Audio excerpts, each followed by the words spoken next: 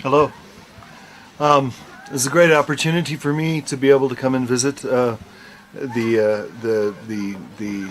orphanage here, St Irene's. Yeah, it's been wonderful being able to serve liturgy and to baptize children. It's been a great joy for me. For several years, my parish and I have supported this orphanage, and I have been friends with Father Konstantinos and his papadia. And this has been an opportunity for me to get to visit the children, to be able to put names to faces, to be able to see their situation. The fact of the matter is that there are great needs here. There are the circumstances. It's rustic, to put it mildly, and it's a hard place to live a hard life, and a very small amount goes a long way here. The orphanage is still getting their water situation up and running. They have water collection from the roofs. They have a borehole, but they still need to get a pump, and they still need to be able to transport that water from the borehole to the facility. The facilities need insulation. It gets cold here in the South Aberdares. I know this from growing up and going to school here, and there's really nothing much to keep the wind from blowing through this. It's got to get cold here during the cold weather, and people need things. They need food. They need books. They need materials. They need sports equipment. They need proper bedding. These are all things that are needed by orphanages like this one, and there is a limit to what the Kenyan Orthodox is. A limit to how far they can stretch themselves. There are many orphans in this country, and the Orthodox Church has decided to work with the poorest of the poor, and they have decided to begin their ministry with those who are most in need.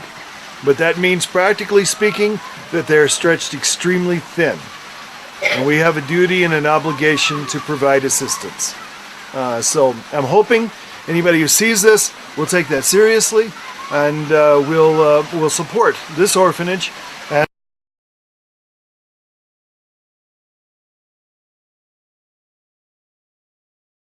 we are now witnessing where the boys are sleeping.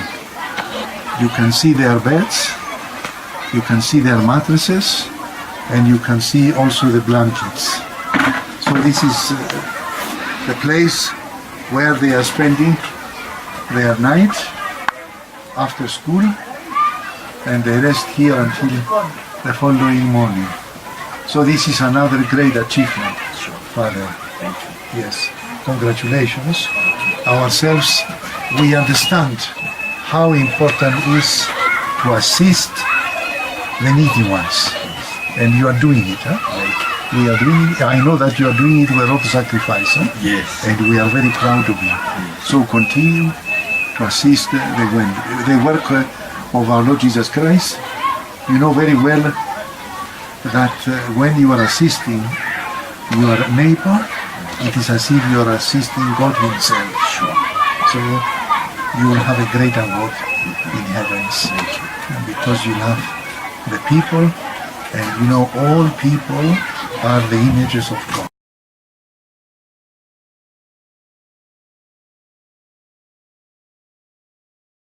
Yes. Hey, Father, I was kind of curious. It gets pretty cold at night here. I know in the hotel they don't have any heat, and this is your cold season. And I actually caught a cold the first night and still getting over it. But you have 2 blankets, and it looks like you have a lot of cushioning. Is this warm enough for the boys at night?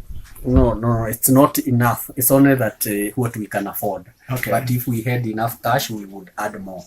Okay. Yes. And there's a need for more beds for the boys. I know you said, what, 15 to 20 more? You could just in the needs that are immediate? Yeah, so the immediate need is that these beds are not enough. Okay. These kids, they struggle to sleep. Like, for example, here, 2 would sleep here. 3 So because I'm not able to buy enough beds, but if I had enough money, I would buy more beds, and at least each bed could have one kid, and they So- would enjoy the sleep. Great. Your long-term goal was to have a building like this, which this is really new. This is just a few months old, and you're already planning on expanding, right?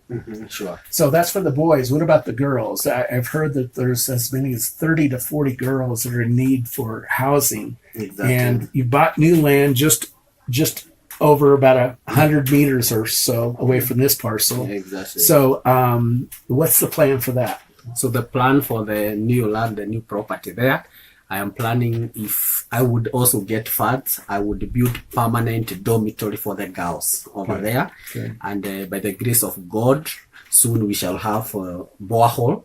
And that water will supply, we'll do the cleanings there and everything. So whatever I'm planning to build there is permanent because Good, we own good. the land there. So with a borehole, they're going to actually bring in power and water for that well, the big and storage facility that's like a really tall water tower, is Exactly. what we call it in the United States.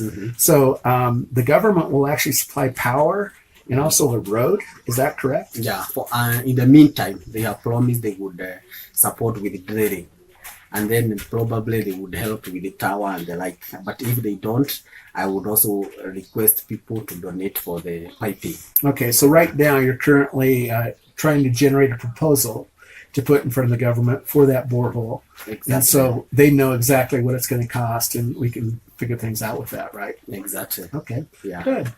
Thank you. Well, I want to congratulate you on your good work Yeah. and keep it up. It's here at St. Irene's Orthodox Mission Center. Thank you. This is Father Konstantinos Eliud.